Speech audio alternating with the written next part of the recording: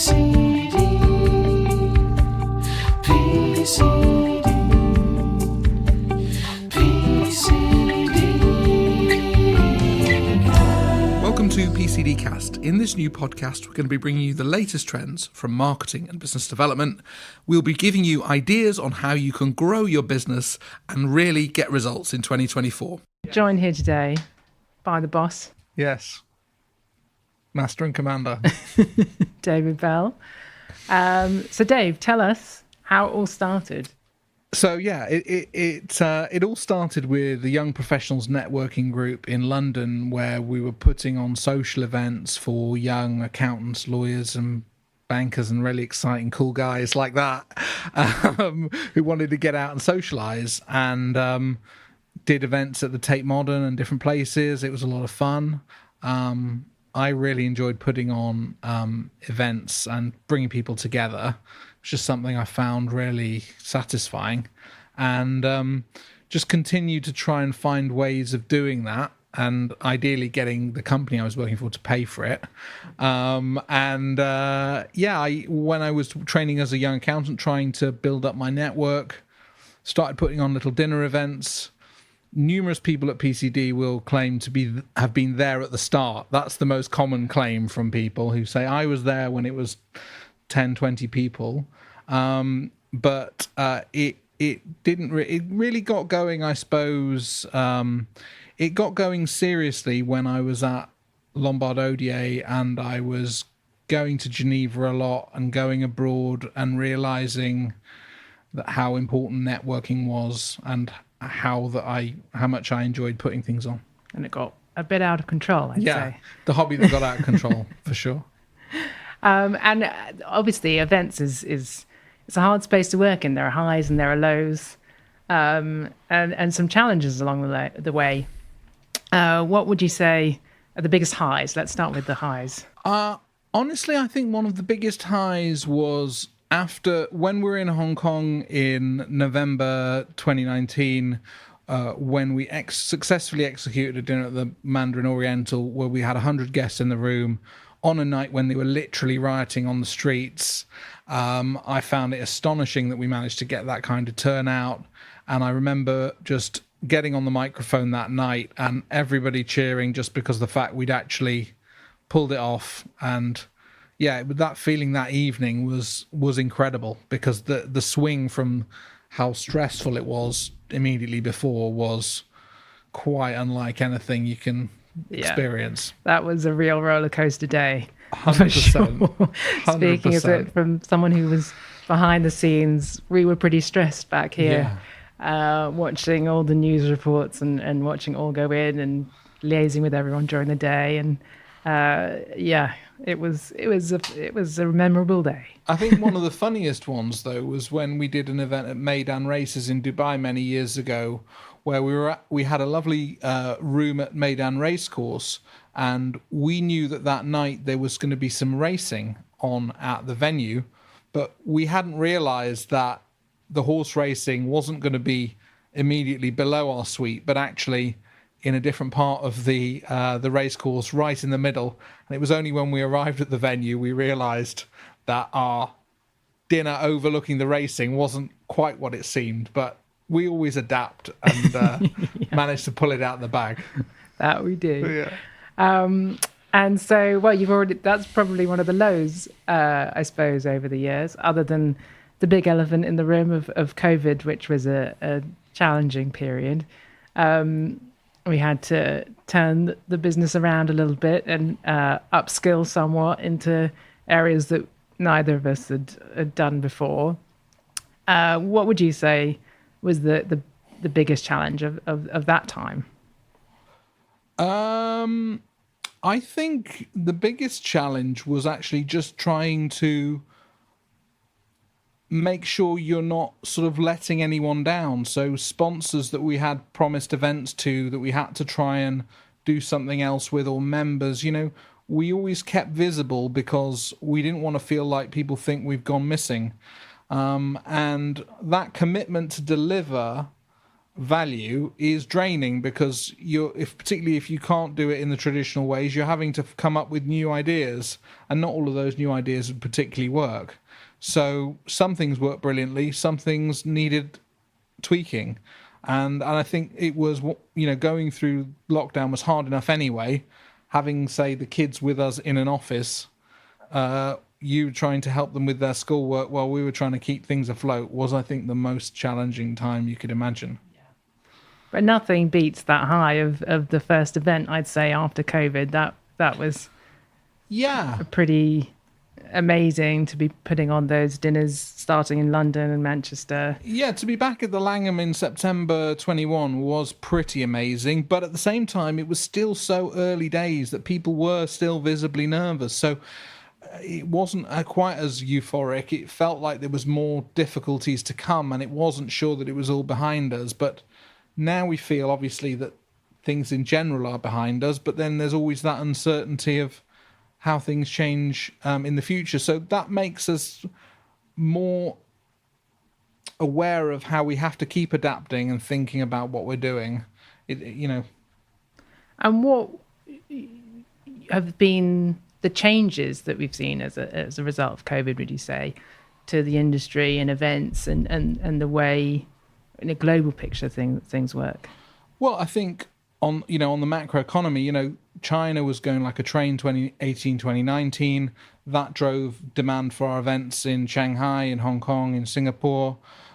We had London-based advisors or European-based advisors traveling out frequently to those places. That has changed because COVID has effectively been part of the story of derailing Chinese growth story.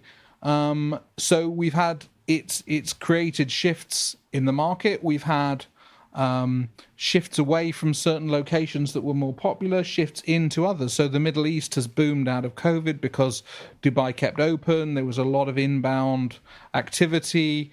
They successfully managed the pandemic to a degree, so that was in a very pro-business fashion. So I think people see great opportunity in the Middle East and are prioritizing that. So these macro trends filter through, because I notice that when I'm reading headlines in the FT about Saudi booming, I'm getting calls from private wealth advisors and trustees and lawyers about how they get into certain places, or they're seeing more opportunity there. So obviously our business is linked to the macro economy and wealth creation. But downstream from that, the law firms and the professional firms have budgets. They have to conserve resources, and in times of economic uncertainty, they're not sure how much they can travel, how much they can spend on marketing. So we have to find opportunities and price them and package them up in a way that firms can actually engage with them.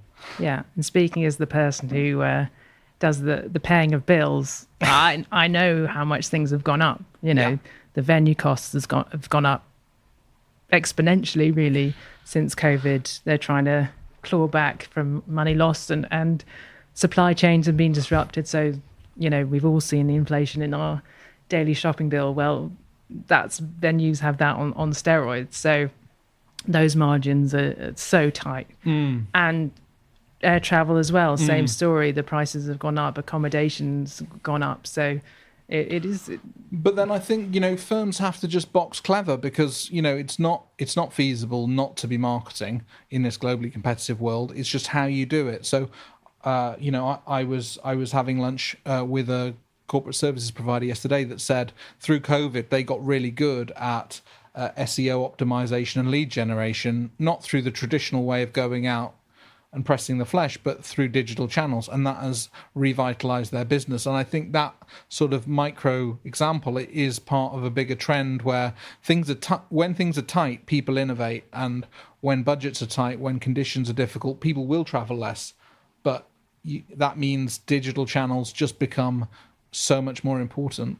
I think that is one big, huge positive of COVID, actually, is people have focused their attention on the digital and the power of that and the reach of that, and the fact that you don't have to be jumping on planes all the time.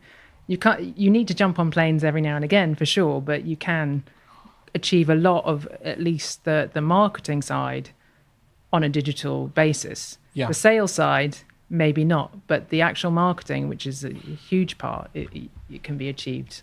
I think that as well, the capability to come on video calls is a useful thing. So in the old days, if I was speaking to someone in Jersey or Geneva, I would just say, well, look, I'll just come and see you, as a way of getting some kind of meaningful commitment from them to do something. Whereas actually now I think a lot of it can be done on a video conference, looping in people in a way that allows enough time to have a proper conversation and a meaningful exchange. So I think that the sort of flippant travel of like I'll just go here or there has definitely fallen away, which I think is a positive thing all round. And a big part of what we do is obviously on social media and LinkedIn in particular, and we film a lot. We do all sorts of stuff. Is there anyone that you follow, that you're influenced by, that you think's doing a good job? I like the vlogger Gary V, who's a real sort of futurist marketing expert who sees trends coming down the line. He grew up his family wine business into something extraordinary in the era of when e-commerce was just coming about. So has surfed these trends, right from the start. And so I find, his kind of tips and insight very interesting. I also listen to a lot of podcasts, and actually entertainment in a way can give you some clues in terms of marketing. I like the Wolf and Owl podcast with Ramesh Ranganathan and Tom Davies, which has, it has a light sort of tone and touch to it, but builds a community, and it is something that I think we're trying to think about how we make serious content more palatable, because there's competition for people's attention constantly. So you have to bring that bit of entertainment even to something quite dry, potentially, or it's just work out how you can lift up something to get that engagement, to get those eyeballs, and to get noticed. Yeah, I know you've been once referred to as the Jonathan Ross of the private client industry, trying to tap into that same vibe. Do you think that's a fair? Well, I like talking to people. I like finding out what makes them tick. I like creating a relaxed environment where they get the chance to shine. So yeah, I think that. I was very pleased to get that comment, and it's something I've been working on. It's a byproduct of COVID, where we were talking to a lot of people all day long in an interview format. It gave me the practice to go out and build that expertise. So I'm constantly sort of getting inspiration from multimedia, trying to see what people are doing in one part of the creative landscape and bringing that into what we do here. Yeah. And so finally then, what do you see? What's your vision for the next 12 months? Where would you like us to be in 12 in the next 12 months? I'm really excited about the potential of PCD Media, because I speak to people all the time.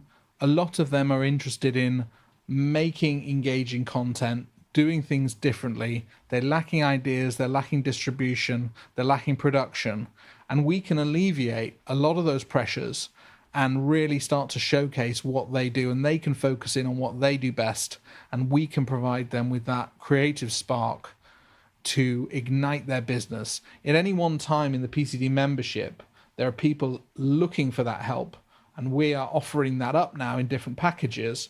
And we're only just sort of scratching the surface of what we can do with that. But there's no reason why we can't build a really engaging specialist agency that works with the best firms in the private wealth sector to create genuinely engaging content. Thanks for tuning in. Hope you enjoyed the conversation. Subscribe wherever you get your podcast to make sure you don't miss the next time on PCD Cast.